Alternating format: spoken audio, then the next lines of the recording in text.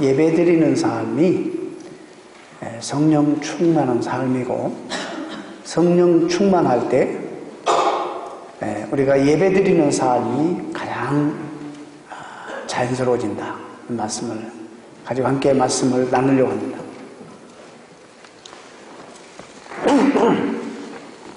만약에 하나님께서 의인에게만 햇빛을 주시고 악인은 어둡게 하시고, 믿는 자들에게만 하나님은 공기 주시고 안 믿는 사람에게 하나님께서 안 주신다면 우리는 전도할 필요가 없습니다. 오늘날 교회들로 전도하지 않아도 사람들이 꽉꽉 미어 터질 것입니다. 그런데 불행하게도, 아니 어쩌면 다행스럽게도 믿는 사람이나 믿지 않는 사람들이 동일하게 이 세상에서 우리가 받고 있는 그런 많은 도전과 삶의 어려움들을 다 동일하게 경험한다는 사실입니다. 그게 불행한 일입니까? 아니면 다행한 일입니까? 어떤 분들은 그게 믿는 사람이 무슨 특권이 많이 있을 텐데, 또 우리는 이런 설교를 들어왔습니다. 믿으면 기도하면 만사가 형통하고, 또 내가 돈 벌려고 많이 애를 쓰지 않아도 손은 되는 것마다 마에다 손같이 돼가지고 승승장구하고 모든 일이 잘 풀려나가고, 그렇게 만사가 형통하게 된다라는 이런 설교를 여러분 들으셨을 것입니다.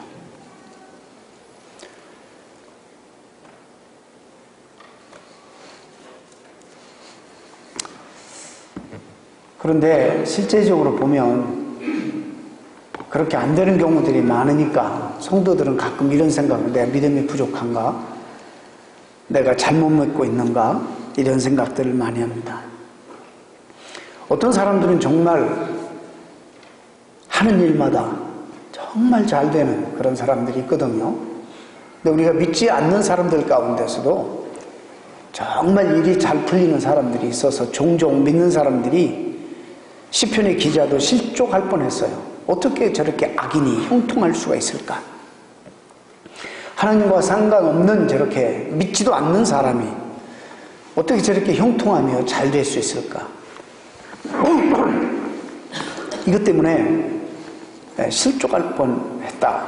시편 기자도 그렇게 고백합니다. 여러분, 참 불행하게도, 어쩌면 다행스럽게도 그리스도인들도 세상 사람들과 똑같이 이 세상의 모든 문제와 모순을 안고 살아간다는 사실을 우리가 인정해야 됩니다.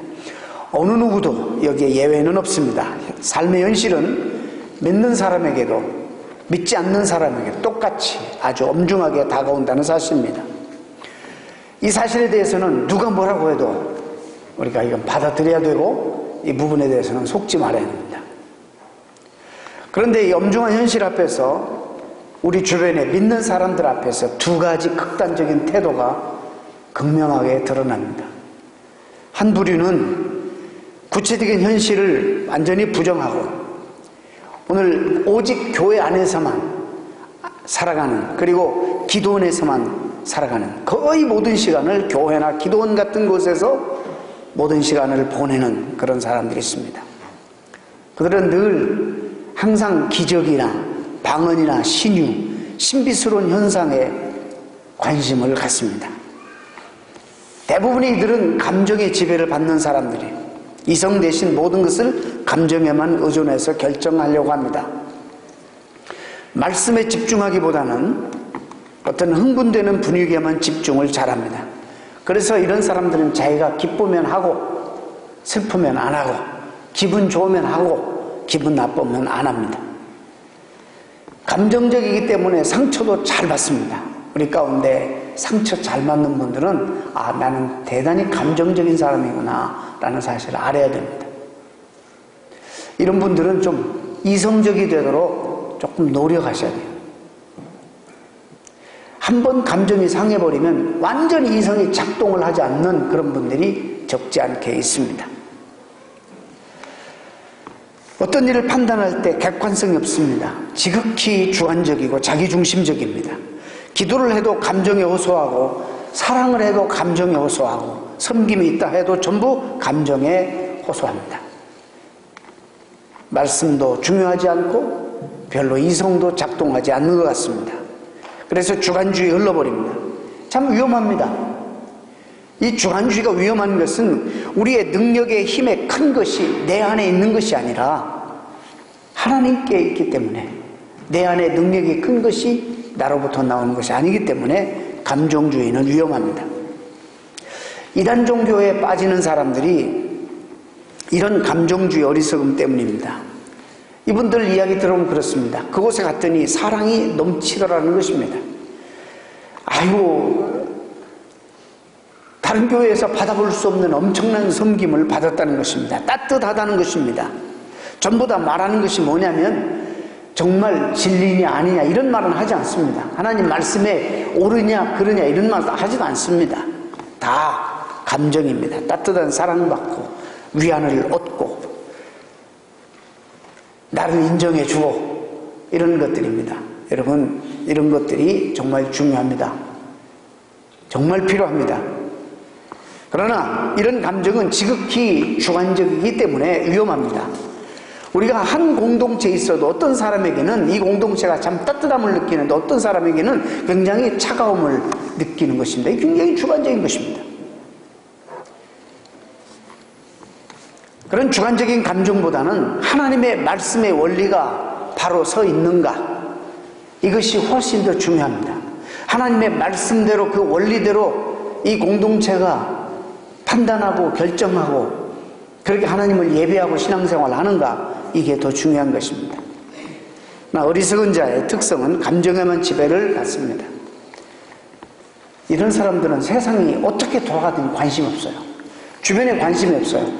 주로 감정적인 사람은 자기 감정에 굉장히 집착합니다. 이웃이 불행을 당해도 관심 없습니다. 사실 이건 옳은 신앙이 아니고 건강한 신앙 아닙니다. 또 다른 극단이 있어요. 믿으면서도, 믿음 인도를 하면서 신앙생활을 오래 했는데도 어려움을 경험한, 완전히 그 어려움에 압도당해버려요. 이것을 이겨낼 힘이 없어요. 그래서 그들은 세상 사람들과 똑같은 방식으로 피 터지게 투쟁하며 살아요. 양복 없어요. 지지 않으려고 해요. 손해도 안 봅니다. 마치 삶이 전투 같아요. 전투. 기독교 영성과는 아무런 상관이 없어요. 사회과학적인 방식으로만 이 세상을 바라보고 해석하고 다른 사람 사는 방법대로 그대로 열심히 살려고 노력하는 사람. 저는 이 두 극단, 두 양극을 여러분들에게 설명했는데 이것은 사실상 기독교 영성의 둘 다가 아닙니다. 바람직하지 않습니다. 전자는 이웃과 또 하나님이 창조한 이 세상에 관심이 없는 것입니다. 그 역사를 방기하며 살아가는 것이고, 후자에 속한 사람들의 문제는 기독교 신앙이 그들에게는 아무런 의미가 없는 거예요. 무의미해서 아주 허무하게 살아가는 것입니다.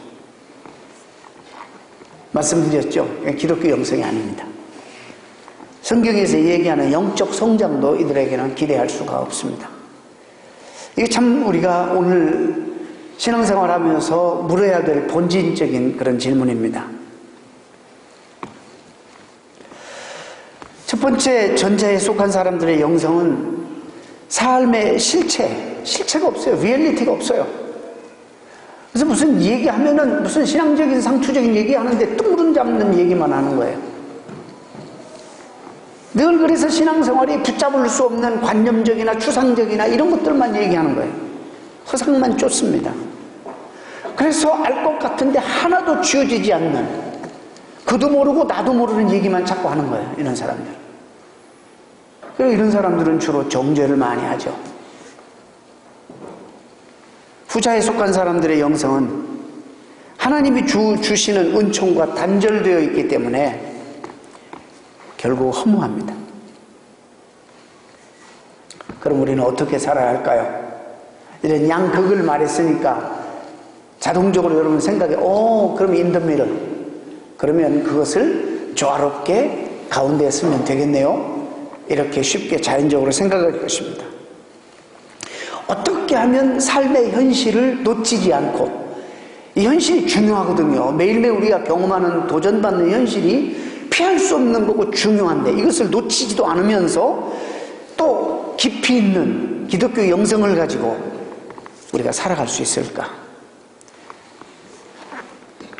저는 오늘 극우, 극좌 이런 걸 중도 이런 걸 말하는 게 아니고 성서는 그런 방식이 아니라 아주 우리의 삶에 독특한 방식을 오늘 이 말씀 속에서 우리에게 제공합니다.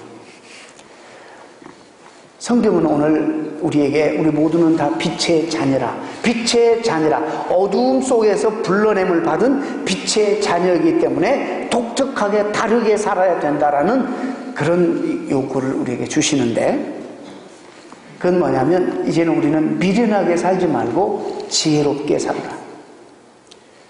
미련하게 살지 말고 지혜롭게 살아라. 여러분, 이 지혜라는 말이 철학적인 용어입니다. 원래. 그런데 오늘 그런 철학적인 이야기를 지금 바울이 하는 게 아닙니다. 성경에서 말하는 지혜는 도대체 뭘까?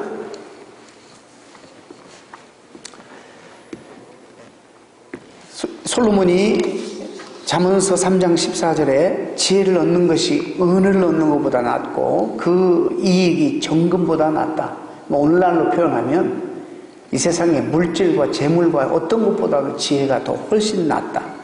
16장에도 지혜 얻는 것이 금을 얻는 것보다 얼마나 나은고 명철을 얻는 것이 은을 얻는 것보다 더 나으니라. 지혜에 대해서 이렇게 말씀합니다. 쉽게 말해서 성경적인 쉽게 말해서 지혜는 좀 다르지만 우리가 흔히 말할 때 지혜는 뭐라고 말합니까?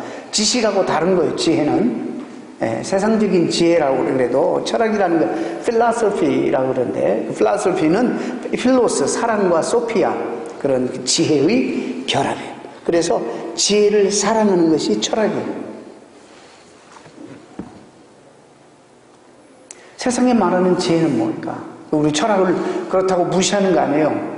우리가 존중하지만 그러나 우리가 세상에 가리키는 철학적인 어떤 그런 사상이나 이런 것들을 우리가 따르지는 않아요. 의존하지는 않습니다. 존중은 하지만. 도대체 성경이 말하는 지혜는 그럼 뭔가? 자, 세상의 지혜는 알고 있는 것을 적용하는 능력일 거예요. 알고 있는 것을 적용할 뿐만 아니라 상황 적절하게 판단하는 능력이 아마 세상적인 지혜일 것입니다. 그렇죠? 그래서 공부를 많이 안 해도 지혜 있는 사람들이 있어요. 그래서 권면도 잘하고 판단도 잘하고 그런데 예수님을 잘 믿어도 이 어리석은 사람은 이 지혜가 없어가지고요. 결정하는 게 판단하는 것이 정말 하나님이 싫어하시고 하나님이 정말 좋아하지 않는 방법으로만 매사를 그렇게 결정하고 판단하는 사람들도 있어요. 보면 참으로 안타깝죠. 성경에서 말하는 그런 지혜는 도대체 무엇일까? 먼저 바울이 오늘 이 단어를 이 표현을 하면서 하나의 전제로 우리에게 준 말씀이 있어요. 구체적인 지혜를 언급하면서 먼저 우리에게 던진 화두가 뭐냐면 세상이 악하다. 그렇기 때문에 우리는 지혜로워야 된다. 이런 말씀을 주시는 거예요. 만약 그리스도인이 현실과 아무런 상관이 없이 홀로 골방에서 사막에서 허공에서 고고하게 살아간다면 굳이 이런 말씀을 할 이유가 없는 거예요. 그러나 우리도 세상 사람들과 똑같이 현실 속에서 이 땅에 발을 붙이고 똑같은 것을 경험하며 살아가고 있기 때문에 함께 쉬고 함께 먹고 함께 신경전을 벌여야 하는 그런 세상사에 함께 살아가기 때문에 정말 우리에게 지혜가 필요하다는 것입니다. 자, 말씀드렸죠? 먼저 16절에 이 세상은 악하다 전제합니다. 2000년 전에 이 말씀을 썼는데요. 2000년 전의 사람들 우리가 생각해 볼 때 우리의 전세대도 우리보다 순박하고 그 전세대는 더 순박하고 그런데 2000년 정도 전이면 얼마나 순박하겠어요. 그런데도 사도 바울은 세상이 악하다 이렇게 말하고 있다는 것입니다. 죄로 말미암아 세상은 악해졌다는 것입니다. 그게 바로 죄악된 세상의 본질이고 또 저와 여러분 인간의 본질입니다. 그때나 지금이나 또 앞으로 2000년 후에도 세상은 악이 사라지지 않을 것입니다. 주님이 오셔서 이제 심판하시면 그때 사라지지 않습니다. 근데 성경은 계속적으로 이 세상을 악하게 만들고 우리를 악하게 만드는 어떤 세력이 이 땅에 존재한다는 것을 성경은 계속 우리에게 이야기해 주고 있는 것입니다. 여러분, 성경 기자가 오늘 바울이 세상이 악하다고 말하는 이 스테이트먼트를, 이 진술을 절대로 여러분 추상적으로만 생각해서는 안 됩니다. 여러분, 이런 가르침을 막연하게 생각하는 경향 우리에게 참으로 많습니다. 그래, 인간은 죄인이야, 그래, 말세야, 이렇게 생각하고 말아요. 여러분, 어떤 면에서 사도 바울은 세상이 악하다고 우리에게 경고하고 있는 것입니다. 우리가 세상이 악할 뿐이지 악이 실제로 나와 얼마나 가깝게 있고 내 삶과 얼마나 연관되어 있고 내가 살아가는 내 영역에 얼마나 깊이 들어와 있는지를 깊이 별로 심각하게 생각하지 않는다는 것입니다. 그리고 우리는 생각할 때 이 악이라는 것은 나와 상관이 없고 무슨 뿔 달린 귀신 같은 걸로만 생각해요. 나하고는 상관이 없는 것으로. 그래서 우리는 이 성경이 말하는 이 악의 구체성을 쉽게 놓쳐버릴 위험이 있는 것입니다. 악은요, 괴물 모습으로 우리에게 오는 게 아니라 오히려 아름다운 모습으로 우리를 유혹하고 넘어뜨립니다. 그걸 알아야 돼요. 우리는 악 그러면 내가 싫어하는 거니까 무슨 괴물과 머리에 뿔 달려가지고 뭐 이렇게 우리에게 찾아오는 건 이렇게 아는데 정말로 아름다운 모습으로 우리에게 옵니다. 이 시대에는 아마 로마의 법, 군사, 예술이 얼마나 아름다웠겠습니까? 이런 것들을 통해서 여러분, 그 시대의 아름다움은 이 시대가 아직도 이탈리아, 로마 및 식민지로 삼았던 지중해 연안의 중요 도시의 그 흔적이 아직도 남아있지 않습니까? 그런 것처럼 아직도 어쩌면 모든 세계, 모든 나라는 바로 이 로마 제국을 흉내내고 있다고 보아도 과언이 아닐 것입니다. 경제, 군사, 또 만능주의, 이런 것들이 오늘 우리를 지배하고 있습니다. 자기도 모르는 사이에 우리는 이런 악한 시대에 자신의 영혼을 그냥 유린당하고 있는 그런 시대에 우리가 살아가고 있습니다. 자, 성경에 말하는 지혜는 뭘까? 성경에 말하는 오늘 본문에서 중심으로 보면 성경이 오늘 본문에서 말하는 지혜는 주님의 뜻을 아는 것이에요. 주님의 뜻을 아는 것. 이런 말씀을 드리면 여러분, 예수 믿는 사람은 입만 열면 주님의 뜻이라고 그러고 하나님의 뜻이라고 운운하는데 너무 일반적이고 상투적이라는 생각이 안 듭니까? 주님의 뜻을 아는 게 지혜다.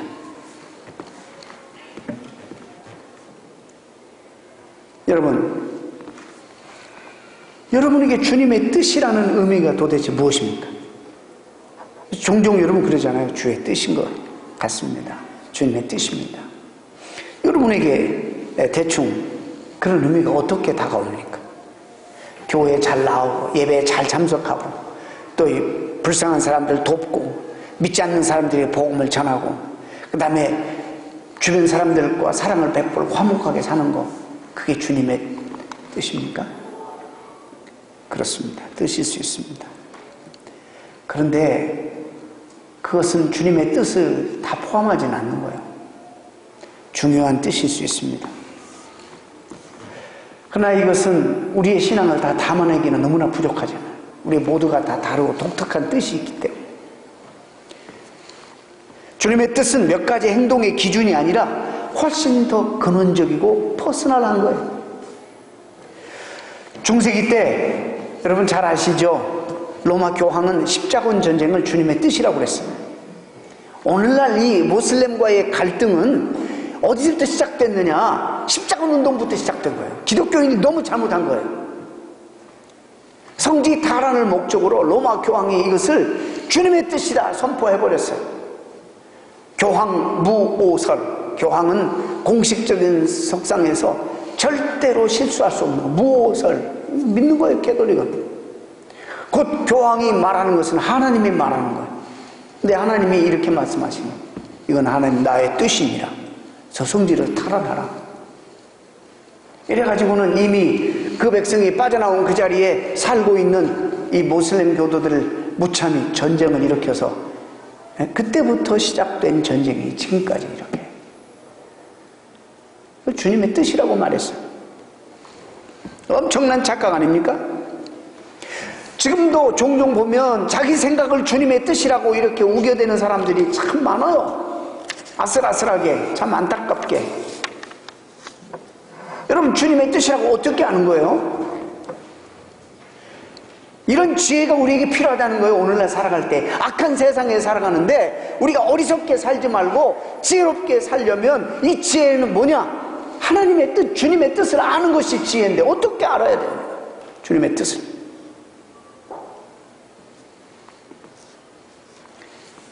결론적으로 말씀드리면 우리는 몰라요. 우리는 알 수가 없어요. 하나님의 뜻을. 이건 성령님만이 하시는 일이에요. 성령님만이 하시는 일이에요. 그 뜻을 성령님만이 하세요. 성경에 분명히 얘기해요. 성령님만이 아시는 하나님의 뜻을. 진리의 영이 주체가 되셔서 자신의 일을 사람들에게 알리시는 것이 성령님의 사역입니다. 그래서 오늘 본문이 이렇게 말해요. 성령님을 소개하면서, 자 보세요. 우리가 이 악한 세대에 살아갈 때에는 정말 지혜가 필요하다. 어리석게 살지 말고 지혜롭게 살아야 되는데 이 지혜는 뭐냐? 주님의 뜻을 아는 거예요. 이 시대에 나를 향한, 가정을 향한, 교회를 향한 이 시대의 사명, 하나님의 뜻이 무엇이냐 아는 것이에요. 근데 우리가 알아야 되는데 우리는 몰라. 하나님이 아니기 때문에. 그런데 성령님이 이 땅에 오셨잖아요. 성령 우리 곁에 계시잖아요. 그 성령님이 그 하나님의 뜻을 알려주시기 때문에 그래서 너희는 성령 충만을 받아라 이렇게 말씀하시는 거예요. 성령 충만하지 않으면 하나님의 뜻을 우리가 알 수 없어요. 그래서 성령 충만을 우리가 받아야 돼요. 술 취하지 말라. 이는 방탕한 것이니 오직 성령 충만을 받아라. 대조적으로 성령 충만을 얘기하고 있어요. 물론 이 단어만 가지고도 제가 얼마든지 오랫동안 설교할 수 있습니다만은 오늘 그게 문제가 아닙니다. 바울은 오늘 강력하게 주님의 뜻을 아는 지혜로운 삶이 성령과 연결되어 있다는 사실을 본문을 통해서 우리에게 강조하고 있습니다. 나의 주관적인 판단, 생각이 아니라 하나님의 영, 성령에게 의존한다는 의미를 말씀하고 있습니다. 즉 그리스도인들은 성령님의 능력의 힘에 사로잡혀야 된다는 말씀입니다. 우리는 단지 그분이 말씀하시는 그 음성에 귀를 기울이고 살아가야 된다는 거예요. 그런데 우리는 성령이 주도적으로 활동하도록 준비하는 일을 잘 못해요. 왜냐하면 언제나 자기가 앞장서 가는 것이 우리 익숙해져 있어요. 어제 조금 시간이 내서 손자를 데리고 자전거를 이렇게 태워줬는데, 자, 다녀와서 저희 아내하고 그런 얘기를 했어요. 옛날 같으면 이제 조금 말기가 있어서 this way, that way 갈라지는 데서 딱 서서 그러는 거예요. 주장해 this way, no, no, that way, no, this way, no, that way. 또 순종을 조금 해. 근데 지가 늘 앞서. 우리의 모습이다. 제 아내하고 그랬어요. 그러면서도 우리가 그렇게 앞서가 막 가면서도 또 따라오는가 이렇게 하면서 뒤를 돌아봐요.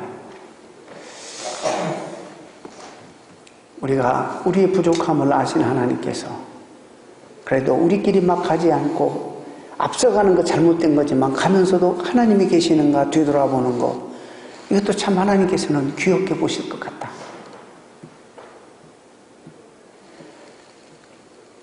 우리가 하나님의 인도함을 받아야 되는데 늘 하나님을 인도하고 있잖아요.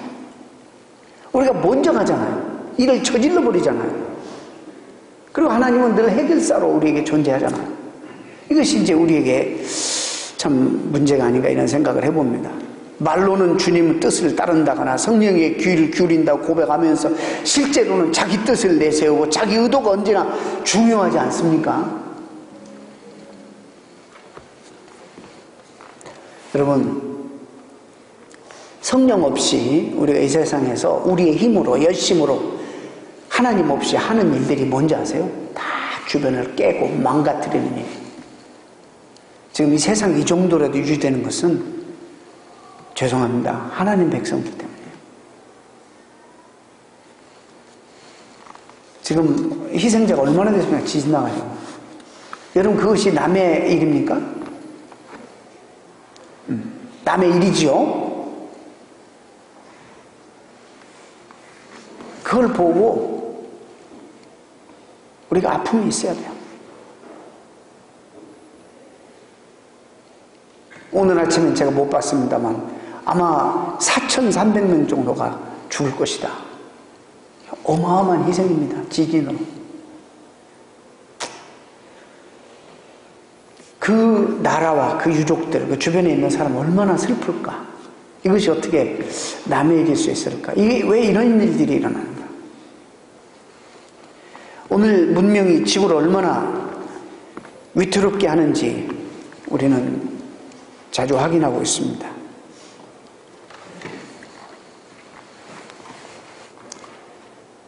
심지어 성령이 충만하지 않으면 하나님 백성들도 열심히 생기잖아요. 자기가 하겠다고 사명감에 사로잡혀서 그런 사람이 많으면 많을수록 갈등이 더 많아지는 거예요. 왜? 열심히 했는데 대가가 없어. 안 알아줘. 그래가지고는 불평하는 거예요. 이게 성령 충만하지 않고 해서 그래요. 하나님께 받은 바 은혜는 있고 감사함도 있고 해야 되는데 열심히 사명감에 사로잡혀 내가 하겠다 이렇게 하니까 나중에는 상처를 받고 어려움도 있는 것입니다. 어떻게 하면 성령 충만을 받느냐? 두 가지 우리가 크게 오해하는 게 하나가 있어요. 하나는 이거는 성령 충만을 받으라 이 단어는 일시적으로 받으라는 말이 아니에요. 지속적으로 이 성령 충만을 유지하라는 말이지 일시적으로 무슨 빡세게 기도해가지고 한번 경험하고 뭘 보고 이런 것을 말하는 게 아니에요. 지금 매일매일 이 성령 충만을 유지해야지 지혜로운 삶을 살 수 있다는 거예요. 하나님의 뜻을 분별하고 그런 얘기를 하는 거예요. 이거는 우리는 성령 충만을 받으라 그러면 무슨 집회 한번 참석해서 한번 반짝 뭘 경험하고 자, 두 번째로 또 하나의 오해가 뭐냐면 어떤 분이 이런 얘기했어요. 목사님 성령 충만을 받으려면 체력이 있어야 되겠더라고요. 성령 충만을 받으려면 우선 엄청나게 빨리 박수를 칠 수 있어야 하잖아요. 그리고 끝까지 따라가려면 역사가 일어날 것 같은데 주여 삼창을 하라고 하는데 저는 한 번만 크게 외쳐도 목이 쉬어버려서 도저히 다 따라갈 수가 없습니다. 그래서 자기는 체력이 모자라서 매번 남들 은혜 받는 것만 보다가 끝난다는 것이에요. 이것이 전통적인 한국교회 성도들의 성령 충만을 이해하는 이거 오해입니다. 이 사람대로 말하면 체력이 없는 사람은 절대 성령 충만 못 받아. 주여 삼창을 해야 되는데 남들보다 소리 크게 해야 되는데 나는 목소리가 크게 하다 보니까 한 번만 이분이 그래요. 한 번만 하면 목소리가 가가지고 더 이상 목소리가 안 나오는데 좀 더 끝까지 따라가면서 막 그렇게 하다 보면 역사가 일어날 것 같은데 체력이 안 떨어져요. 체력이. 여러분 이게 성령 충만입니까?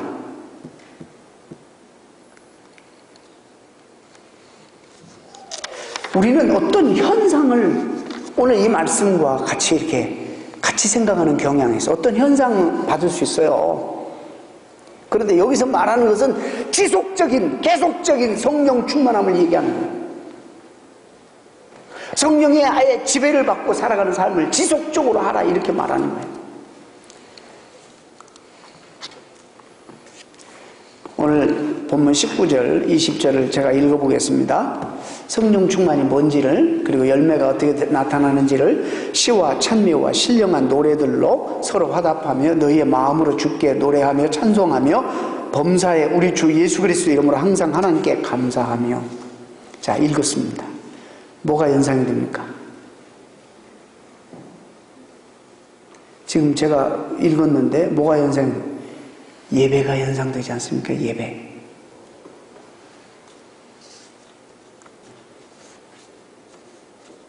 예배. 우리 여기서 서로 찬양으로 찬송시로 서로 화답하고 하나님을 향해서 찬양하고 하나님 앞에 감사함으로 나가서 예배가 연상되지 않습니까? 찬양과 기도와 감사가 바로 성령이 하시는 일이다.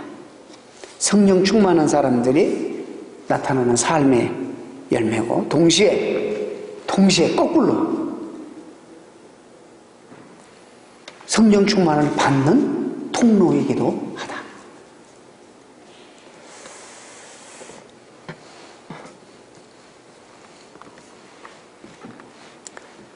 여기서 말하는 예배는 여기 회중 예배도 있겠지만 단순한 이런 예배만이 아니라 우리 그리스도인의 삶 전체, 전 영역이 예배의 삶이 되어야 된다는 거예요.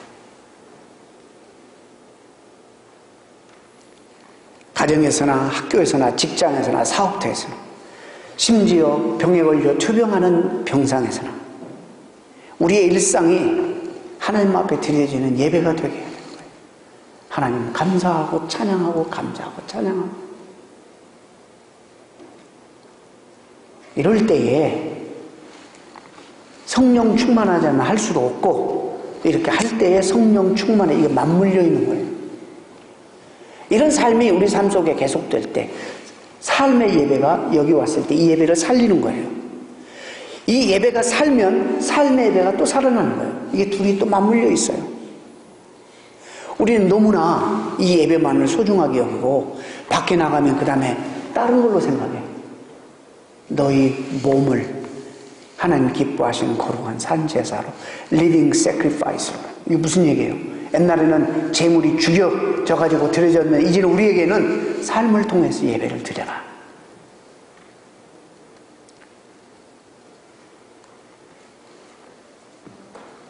하나님 앞에 늘 찬양하면서 감사하며 이렇게 살아가는데 어떻게 성령 충만이 유지가 안 되겠어요? 집에서 아이들을 양육할 때에도 짜증스럽게 하는 그 순간에도 여러분 하나님이 이 시간에 성령님 나와 함께 하신다는 것을 인식해야 되는 거예요. 여기에서만 지금 성령님이 나와 함께 하시고 하나님이 나와 함께 하시는 것을 인식하시는 것이 아니라 비즈니스 현장 속에서도 아무도 보지 않는 그곳에서도 하나님이 나와 함께 하심을 인식하고 여러분 하나님 앞에 감사하며 찬양하며 영광 올려드리는 삶을 똑같이 살아야 돼요. 예배와 똑같이. 그래서 여러분은 정직하게 말해야 되고 정말 흥분하고 화날 일이 있어도 여러분 흥분하면 안 되잖아요. 교회에서 저 흥분 안 하죠? 응? 그런 것처럼 집에 가서도 그렇게 해야 되고 그 다음에 성령 충만함이 계속 열매가 계속 나옵니다. 뒤에 어떻게? 부부관계가 회복이 돼요. 아내는 남편을 주님 대하듯이 대하고 남편은 아내를 그리스도께서 교회를 사랑해서 자기 몸을 희생하신 것처럼 희생적으로 사랑해 줘야 되고 이런 회복이 성령 충만의 열매로 맺혀지는 거예요. 이런 것들이 회복이 될 때 또 성령 충만을 계속 유지하게 되는 거예요. 그 다음에 계속 이어서 뭐죠? 부부관계뿐만 아니라 자녀는 부모에게 순종하게 돼요. 에베소 6장으로 넘어가요. 순종하게 되고 또 부모는 자녀를 그냥 소유로 생각하지 아니하고 노엽게 생각하지 않고 주의 훈계와 양육으로 잘 길러요. 그 다음에 주종관계도 마찬가지로 직장 가서 이러는 종업원들이 눈가림만 가지고 하면 안 돼요. 주님께 하듯이 주 앞에서 하듯이 하고 또 사장들도 종업원들에게 정말로 존중하고 이런 관계들이 다 회복이 될 때에 여기 성령 충만하다 말할 수 있는 거예요. 잠시 우리가 경험하는 현상과 착각하면 안 됩니다. 성경은 우리에게 요구하기를 매일매일 이런 삶을 살아야지만이 지혜로운 삶을 살 수 있는 거예요. 이런 삶이 없으면 우리는 어리석게 사는 거예요. 바로 이 극단으로 우리는 빠질 수 있는 거예요. 하나님이 우리에게 예배의 삶을 살아라. 성령 충만한 삶은 곧 예배의 삶이다. 이렇게 말씀하고 있는 것입니다. 예수 믿는 것은 돌을 닦는 것이 아닙니다. 돌을 닦는 게 아니에요. 그리스도와 함께 산다는 말씀은 실제적으로 성령과 함께 살아야 한다는 말씀이기도 합니다. 그리스도인이라면 누구나 다 이 명령 앞에 자유로울 수 없습니다. 다 성령 충만을 받아야 합니다. 회중 예배를 통해서 성령 충만도 받고, 삶의 예배를 통해서 성령 충만을 받고, 또 성령 충만해야지만 이런 삶의 예배가 살아 있을 수 있는 것입니다. 말씀을 맺습니다. 정리 한번 해볼까요? 우리는 빛의 자녀로 부름을 받았습니다. 빛의 자녀로 부름 받았는데, 그래서 너는 어리석은 자처럼 살지 말고 지혜 있는 자처럼 살아야 된다. 그런데 여기서 말하는 지혜는 뭐냐? 하나님의 뜻을 알아서 판단하는 것. 내 마음대로 내 생각대로 사는 것이 아니라 하나님의 뜻을 깨달아야 되는데, 우리로서는 하나님의 뜻을 깨달을 수가 없어요. 성령님만 그 하나님의 뜻을 서로 통하시니까 알아요. 그래서 우리는 성령 충만을 받아야 되는 이유가 지혜롭게 살기 위해서입니다. 네, 성령 충만 어떻게 받아요? 예배에 성공하면, 회중 예배와 삶의 예배에 성공하면 성령 충만을 받을 수 있어요. 일시적으로 기도해서 무슨 말씀에 감동이 되어서 일시적인 경험은 우리가 할 수 있지만, 성경이 요구는 지속적인 성령 충만을 이야기하기 때문에 이런 부분에서 여러분들이 오해 마시고, 바로 여기에 신앙생활에 깊이가 있구나 깨달으시고 정말 여러분 삶을 개선하시길 바랍니다. 집에 가셔서도 좋은 대화 나누시고 서로 사랑하고 존중하고, 아이들에게도 짜증과 신경질만 내지 말고, 정말 아이들이 보세요. 창세기에 보디발의 아내하고 요셉의 그 사건이 나오는데, 방에 들어가서 요셉의 아내가 보디발의 아내가 요셉을 이렇게 안으려고 하잖아요. 아무도 없으니까. 그런데 요셉은 내가 어찌 하나님 앞에서 득죄하리. 이것이 예배의 삶입니다. 코람데오. 우리는 언제나 어디서든지 하나님 앞에서 살아가는 사람들. 직장에 혼자 테이블에 있어도 하나님 앞에 있는 사람들. 가정에서 아이들을 돌볼 때도, 김치찌개를 할 때도 하나님 앞에서 하는 거예요. 명심하시길 바랍니다. 한국교회가 이것을 강조하지 않아가지고 이원론적인 교회의 신앙생활과 삶이 달라진 이유가 바로 여기 있습니다. 너무나도 우리가 중요하고 회복해야 될 부분입니다. 그래서 교회 신앙생활과 가정생활, 사회생활, 이것이 다 똑같아요. 이것이 우리 신앙생활의 목표입니다. 기도하겠습니다.